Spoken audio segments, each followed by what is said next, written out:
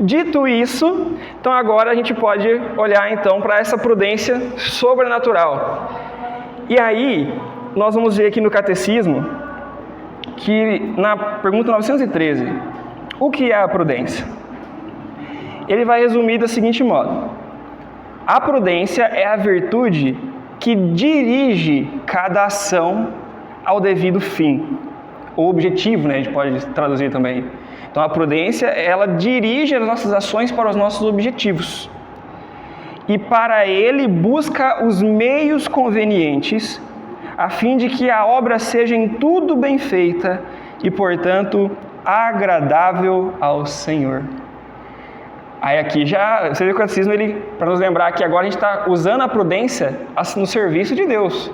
Então por que eu vou buscar ser mais prudente? Para agradar a Deus. Por que eu vou buscar fazer bem as minhas obras, os meus trabalhos? Para agradar a Deus.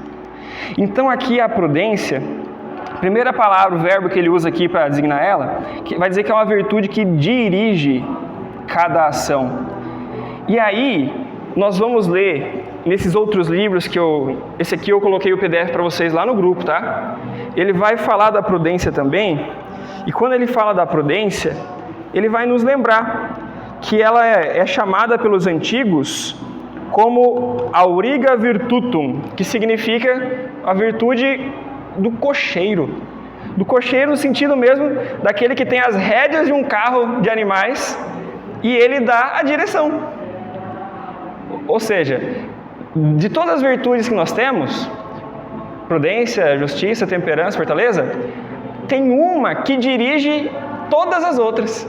Quem é essa? É a prudência. Então já estão enxergando o grau de importância dela na nossa vida, porque é ela que dirige as outras. E nós vamos entender o porquê que é importante essa direção. Aqui também ele vai colocar o seguinte: é prudente, quem que é prudente? É prudente aquele cristão que procura guiar-se pela razão iluminada pela fé. Então esse é o ponto-chave que eu quero lembrar. Prudência no dia a dia é simplesmente resumida com o quê? O que o dicionário traz, Michele? O que ele traria sobre prudência? Lá, prudência é, no dia a dia, simplesmente fazer o quê? Tomar cuidado. Aí eu lembro o exemplo do trânsito, né? O Otávio tem que ser prudente para ele não fazer besteira no trânsito. Outra coisa que me vem sempre na mente é tomar cuidado e refletir. Uma pessoa prudente, ela pensa antes de agir. Isso é uma pessoa prudente, né? Agora, o que nós estamos vendo aqui é que um cristão prudente, ele não vai somente refletir, ele usando somente a razão. Ele vai guiar-se pela razão iluminada pela fé. Que aí entra a virtude da fé que a gente estudou, né? Primeira virtude sobrenatural. Para lembrar que há coisas que a gente só sabe porque Deus revelou. E nós devemos guiar a nossa vida por essas verdades. Por exemplo, nós estamos guiando a nossa vida agora, na certeza de que Deus prepara um lugar no céu para nós. E que após a morte, a nossa alma não se desfaz que nem o nosso corpo. Que ela vai estar junto de Deus. Nós estamos lutando para isso, permanecer junto de Deus, para estar com Ele no céu. E ainda mais, nós queremos que no final dos tempos, esse corpo que vai virar pó, vai ser restaurado para junto com a alma viver na glória de Deus ou na danação no inferno. Todas essas verdades que eu acabei de falar aqui, a razão é que demonstra, que enxerga isso? Não. Como nós sabemos disso? Porque Deus revelou. E aí eu e vocês, nós guiamos a nossa vida reconhecendo essas verdades.